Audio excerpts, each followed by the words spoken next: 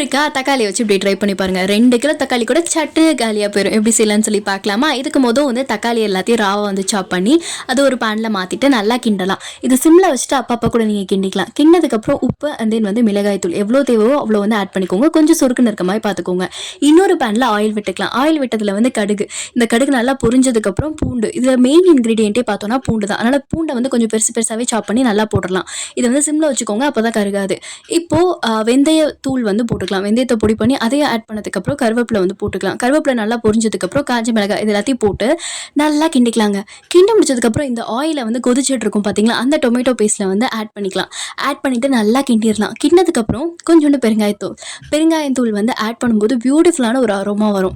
அதுக்கப்புறம் நல்லெண்ணெய், இதோட மெயின் இன்க்ரீடியண்ட்டும் நல்லெண்ணெய் தாங்க. டேஸ்ட் அல்டிமேட்டாக இருக்கும். இதை செஞ்சுட்டு இதை வந்து தக்காளி தொக்குன்னு சொல்லலாம், தக்காளி ஊறுகான்னு சொல்லலாம். இதை மட்டும் வச்சு கொடுத்தீங்கன்னா எத்தனை சப்பாத்தியோட கூட உள்ளுக்குள்ளே போகும்.